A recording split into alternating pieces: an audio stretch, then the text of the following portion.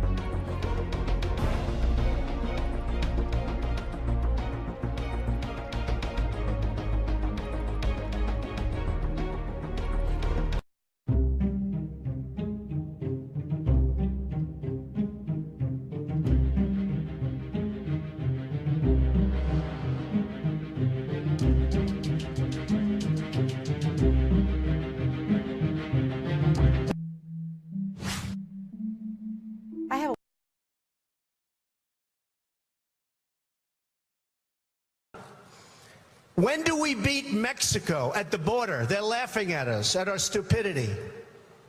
And now they're beating us economically. They are not our friend. In the absence of the truth, bullcrap prevails. So here come the truth, jokers. Look at what's been going on. All the people are coming out, the dang Walking Dead. You know, the people who don't pay attention to politics until the election cycle comes around. And they get so emotional. They get all into it, and, you know, they pick their sides and they fight against each other. But in reality, they ain't getting nowhere with it. So you're falling for the little racist angle. You're fighting each other. You're ripping up the signs. And, oh yeah, let me go to this. This is something here. How is it that this little fake joker right here comes out and endorses Donald Trump? Now, elections are all about perception. So when you see this guy endorsing Donald Trump, you will say, oh, well, Donald Trump is a racist because he's endorsing Donald Trump. But here's the thing. What is KKK? Well, the KKK was created by the Democrats. The KKK still belongs to the Democrats. So this guy right here knows that if he comes out and throws his support behind Donald Trump, it's going to get the reaction of this. That's the only reason why he's coming out and doing that. Lyndon B. Johnson did the same thing in the 1964 election. He made an ad saying that Barry Goldwater was endorsed by the KKK. But how is he going to say that when the KKK is a democratic entity? They are the prop, and I'm talking about the KKK. The Democrats are the most racist party in history, the only party in American history to kill black people because they wanted them to vote Democrat. Lyndon B. Johnson said, I'll have those N-words voting Democrat for the next 200 years. When he was talking about N-words, he was talking about black people. And black people, they still vote Democrat. Today, our country has lost a true American original, my friend and mentor, Robert C. Byrd. Senator Byrd was a man of surpassing eloquence and nobility. There are white. I've seen a lot of white in my time. I admired his tireless advocacy for his West Virginia constituents, his fierce defense of the Constitution and the traditions of the Senate, and his passion for a government that improves the lives of the people it serves. There are white. I've seen a lot of white in my time. They mentioned that he once had a fleeting association with a Ku Klux Klan. And what does that mean? I'll tell you what it means. He was a country boy from the hills and hollows of West Virginia. He was trying to get elected. As Secretary of State, I continued to rely on his advice and counsel. Robert C. Byrd led by the power of his example, and he made all of us who had the honor of serving as his colleagues better public servants and better citizens. Robert C. Byrd left such a legacy. Hillary Clinton's in Charleston, South Carolina. She is, of course, at a fundraiser. It's at a private residence. Well, youth activist Ashley Williams decided that her and her friend are going to pay their way in so they could protest Hillary Clinton to her face. Whoa. Now, they paid the $500. They got in there. They got very close to her. She's, as you're going to see here in a little bit, giving a speech. And they're going to bring up the issue of what she said back in the 1990s about super predators. Now, that was a loaded term that people generally use against African Americans. In this case, they were talking about African American kids. And I don't want you to get the wrong idea. I want you to hear from Hillary Clinton back in the 90s first so you know what all this is about. Then I'll show you what Ashley Williams did. I want you to have the context first. And this was Hillary Clinton arguing in favor of the crime bill that Bill Clinton did pass into law that, among other things, did 3 strikes and you're out, and loaded up our prisons and broke every record we had on incarceration rates. So it had tremendous real-world effect, and this was her arguing in favor of it. Watch. Not just gangs of kids anymore. They are often the kinds of kids that are called super predators. No conscience, no empathy. We can talk about why they ended up that way, but first we have to bring them to heel. And when I ran that for the first time, I was blown away by so many parts of that. The racially loaded term of super predator, you know, no empathy, no conscience, like they're not human, and then bring them to heel. Oof, that's ugly. So, well, that's exactly what Ashley Williams wrote on her protest sign. Now, let's see what happened in that room when she began that protest. Ensure that South Carolina became the first state with body cameras. There's more work to be done, but you got to lay down these markers. You got to build toward common sense gun reform, criminal justice reform, and all the like. So I think we've got a very, we've got somebody saying here, we have to bring them apologize for mass incarceration. Okay, we'll talk I'm about it. not a super predator, Hillary Clinton. Okay, fine, we'll talk about it. You apologize to black people for mass incarceration? Well, can I talk, and then maybe you can listen to what I say? Okay, fine. Thank you very much. There's a lot of issues in this campaign.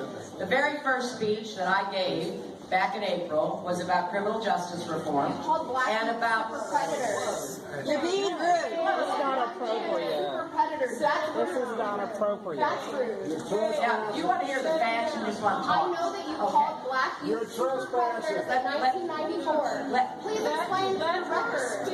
Explain it to us. You owe black people an apology. Well, excuse us. That's inappropriate. If you will give me a chance to talk, I'll approach your side. You know what? Nobody's ever asked me before. You're the first person to ask me, and I'm happy to address it, but you are the first person to ask me here. Okay, back to the issues. Not the right way to handle it. Okay, so all the people in the background, inappropriate, very rude. You know, it was also inappropriate and rude to lock up all those young black guys and break every record in incarceration that the Clintons did. I'd call that a little worse than inappropriate and rude. Now, if you thought that they had committed serious crimes, nobody's going to argue with you. That's not the conversation. But you know what they did. Okay, first strike was whatever. Some were serious, some were light. Some were, I remember, we covered those stories back in the day, stealing a slice of pizza. Some were serious, stealing a car. But a lot of those strikes were drug possession. Somebody had a joint on them. Somebody had this on them. Somebody had that on them. And even though blacks and whites did drugs at the same exact rate, and that's a fact proven out by studies, blacks were locked up at 4 times the rate. That was under the Clintons, and then followed up by George W. Bush. So that's as legitimate a question as you can have. When you use that racially loaded language to push this odious bill through, what can you answer for that? Now, the only thing I'd tweak about how Ashley Williams did, and I think what she did overall was wonderful, is she aggressively asked that question, and then I would have let Hillary try to answer it. As it turns out, she didn't answer it at all. And then do a follow-up. You paid $500. You have every right to be in that room. So, like, isn't that amazing? Like, donors get to be in there as long as you play patty cakes. But if you pay the $500 and you ask an aggressive question, now you got to go. Now, you give them an opening to remove you if you don't let her give you the answer. I would have preferred they went back and forth, and that would have been very, very interesting and instructive. But now some people are saying, hey, she shouldn't have done it at all, Ashley Williams. Are you crazy? Who was talking about this? We were talking about it. I didn't see anybody in the establishment media talking about it. The only other guy bringing it up was Ben Jealous, the former head of the NAACP. So it's as legitimate an issue as there is. She found a way to bring it up to the national stage. Perfect. She even paid to get in there. What else do you want from her? And so now, like I said, I disagree with a tiny bit with how she did it, but overall, I love that she had the courage to do it. Now, Hillary Clinton, how about her? How was her reaction? Everybody's, of course, talking about, like, oh, yeah, the activists, Black Lives Matter people. She didn't even say she was with Black Lives Matter. Anyway, oh, you know how they are. No, I don't know how they are. Here's what I know. They're getting shot out there. They're getting killed out there. And in the Clinton years, thanks to the lobbying of Hillary Clinton, they were getting locked up for things that white people did too, but they didn't get locked up for. So now Hillary Clinton's reaction is, hey, you know what? Are you going to let me finish? And okay, I get that part. And then they escort her out. She goes, hey, nobody ever asked me that question. Well, actually, other Black Lives Matter had asked her that question in a sense. Why don't you take that moment to stop the Secret Service for a second and go, hold on. Please, I want to answer your question. Please stay with me. Now, if you keep talking, it's by the nature of this, because there's 99 other people in here, they're going to have to remove you. But I really want to answer your question, right? But she didn't do that. She just let them take her out of the building. She had paid her way in. She kept the money. Are you going to give the money back to Ashley Williams? That's a whole other question. And then she never answered the question. And now one of the hashtag that Ashley Williams had there was hashtag which Hillary, right? And now some of you have seen those videos. She says one thing then another on gay marriage. No, I'm opposed to gay marriage. Later, oh yeah, I'm for gay marriage. And we've seen that in half a dozen very prominent cases. Now in this case, super predators, bring them to heel. Oh, now I need black voters in South Carolina. No, I shouldn't have used that language. Hashtag which Hillary? Very fair question. So now let's go to Ashley Williams one more time to ask her. They asked her, why did you do it? She said, I wanted to bring her to confront her own words. We did this because we wanted to make sure that black people are paying attention to her record, and we want to know what Hillary we are getting. That seems a fair question. Then she went on to say, Hillary Clinton has a pattern of throwing the black community under the bus when it serves her politically. She called our boys super predators in '96. Then she race baited when running against Obama in '08. Now she's a lifelong civil rights activist. I just want to know which Hillary is running for president, the one from '96, '08, or the new Hillary. Now, some are finally asking, hey, wait a minute, there were some issues in '08 that were uncomfortable when she was running against President Obama. That is coming to the front. Cornel West was on CNN. Brother West was on CNN yesterday, and he was talking about some of the prominent African Americans who are supporting Hillary Clinton all over TV, and he said they are a neo-political black political class that confuses the gravy train with the freedom train. Damn. Brother West dropping the elbow on those guys. So now there's a significant group of people going, whoa, let's take a real look at her record and see what we find. No wonder Hillary Clinton finds that very uncomfortable and would like to have you escorted from the building.